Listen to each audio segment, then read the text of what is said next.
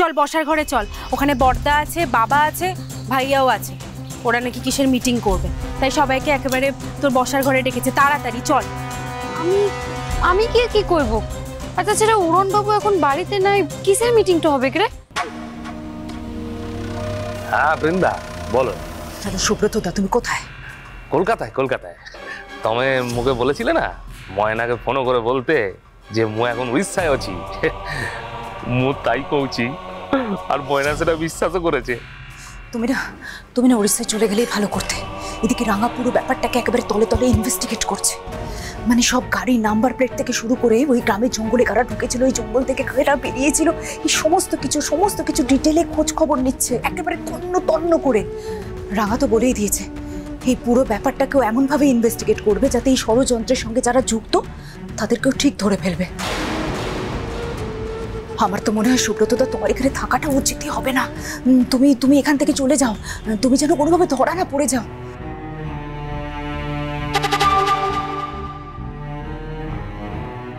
যাচ্ছা না পোড়া, আমি এদিকে ছকবাজি করছি আর মুখে ভেগে যেতে বলছি।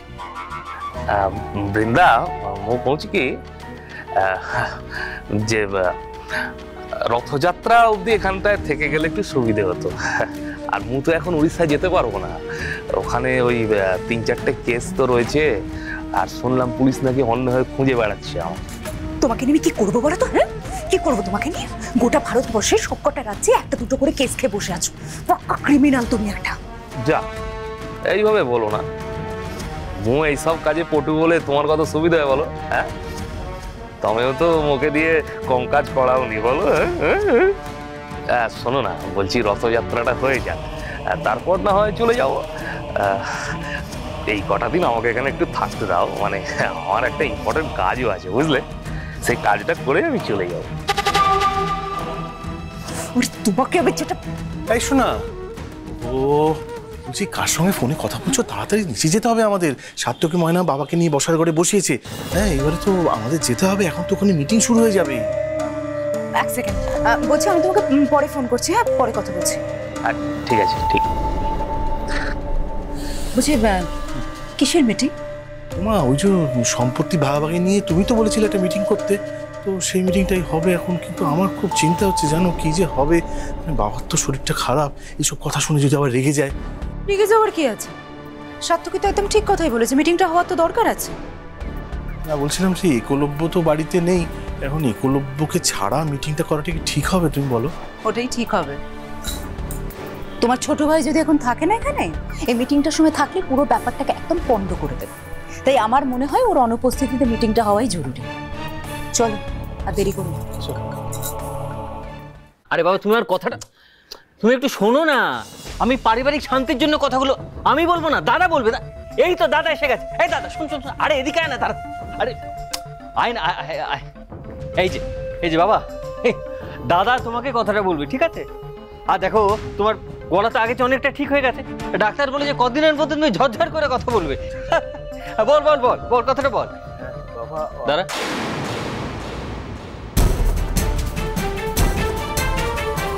তুই কি করছিস?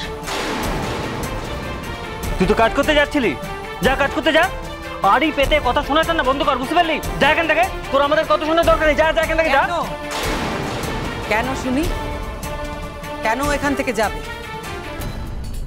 বৃন্দা ময়নাও তো এবাড়ির বউ, ওরা যদি এখানে এই পারিবারিক আলোচনায় থাকে তাহলে অবশ্যই রাঙাও এখানে থাকবে।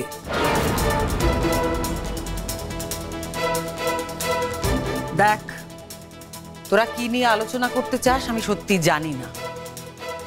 আমি শুধু এটা বলতে চাই যে পারিবারিক কোনো আলোচনায় যখন বাড়ির সবাই এখানে থাকবে তখন রাঙাকেও এখানেই সবার সঙ্গে থাকতে হবে। আরও একটা কথা, তোরা তো সবাই জানিস যে আকু এখন বাড়িতে নেই। ও না থাকাকালীন এই আলোচনাটা হচ্ছে, এটা আমার খুব একটা ভালো লাগছে না। আমার মনে হয় ও যখন ফিরে আসবে আলোচনাটা তখনই করা উচিত।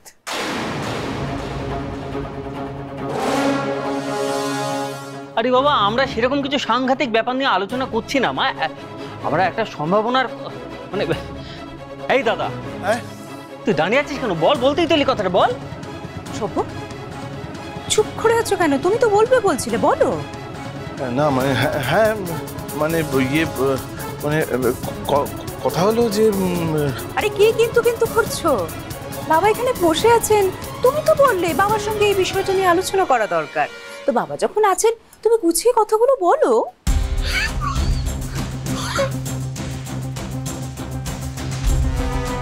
বাবা তুমি শান্ত হও না, বড়দাকে বলতে দাও। এই বড়দা বল, চুপ করে আছিস কেন? না মানে বাবা ওই সার্থকই বলছিল যে তুমি আর মা তো এখনো সুস্থই আছো, আমরা সবাই একসঙ্গে আর অনেক দিন থাকবো। মানে মা তোমাদের একটা ভাবনা ছিল না যে এই আমরা আমরা সবাই একটা জয়েন্ট ফ্যামিলিতে থাকবো। হ্যাঁ, কিন্তু সার্থকই বলছিল। আমতপ্তা করছিস কেন? পরিষ্কার হলে বলতে হলে বল, তা নাহলে বলবার কোনো দরকার নেই। আচ্ছা ঠিক আছে স্যার, আমি বলছি। দেখো মা বাবার কিন্তু বয়স হয়েছে, তোমারও বয়স হচ্ছে, ফলে আমার মনে হয় আমাদের ভবিষ্যতের কথাটা এবার আমাদের ভাবা উচিত। দেখো মানুষের জীবনের কথা তো বলা যায় না, যে কোনো সময় যার যা খুশি তাই হয়ে যেতে পারে। এই তো সেদিন এতগুলো প্যাসেঞ্জার নিয়ে অত বড় একটা প্লেন দুম করে ভেঙে পড়ে গেল, কতগুলো মানুষ। এটাই নিয়তি। আমরা আজ আছি, কাল নেই, ফলে আজ যখন আছি আমাদের ভবিষ্যৎটা তো আজকে ঠিক করে নিতে হবে নাকি? হ্যাঁ বাবা, আমি বলছিলাম এই যে এত বড় একটা বাড়ি তোমরা বানিয়েছো, এত আসবাবপত্র জিনিস, এই সব কিছু তো আমাদের ভাইদের মধ্যেই ভাগ হবে নাকি?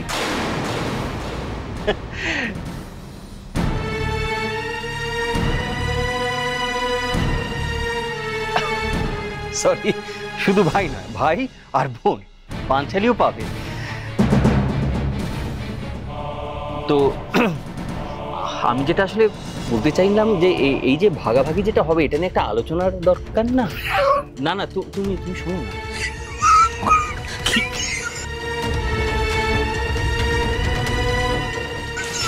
কি বলতে কিছু বুঝতে পারছি না।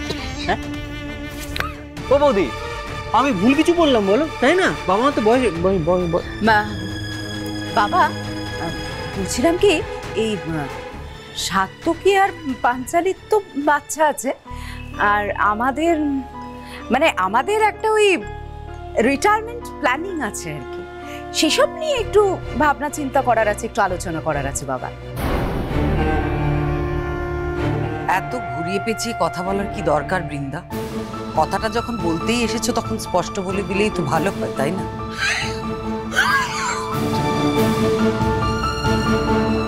আচ্ছা, এবার তোদের ধান্দাটা আমি বুঝতে পেরেছি, এই জন্যই তোদের এই মিটিং। মা আচ্ছা, তোমাদের তো অনেক টাকা পয়সা আছে বলো, তার উপরে এই এত বড় একটা বাড়ি, তো তোমরা যখন থাকবে না তখন এইসবের কি হবে? মানে ধরো আমরা কেউ একসঙ্গে থাকতেই চাইলাম, তখন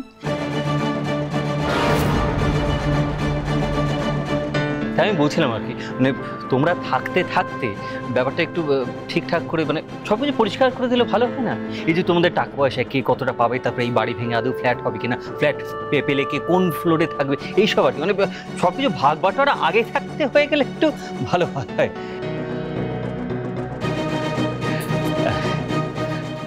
দেখো মা, নিজেদের মধ্যে জটিলতা কমানোর ইচ্ছে ভালো উপায় কিছু কি আছে বলো? শুনতে খারাপ লাগলো, আমি একটা প্রস্তাব দিলাম, আর তোমরা ভেবে দেখো।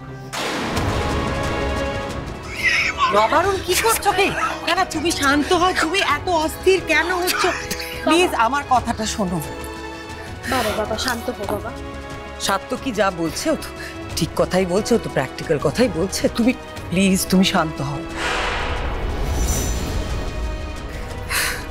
শোন সার্থকী, না তুই এই কথাগুলো তুলে ভালো করেছিস। এগুলো তো প্র্যাকটিক্যাল কথা, তাই না? ভবিষ্যতের কথা বলে নেওয়াটাই উচিত। দেখ, আমাদের যা আছে সেটা তোরাই তো পাবি, তোরা ভাই বোনদের মধ্যেই সব ভাগ হবে। আর সবে তো কথাটা বললি, আমাদের একটু সময় দে, আমরা ভাবনা চিন্তা করে আলোচনা করে নিই, তারপর তোদের আমরা জানাবো। রাঙামতি নিরুন্দা।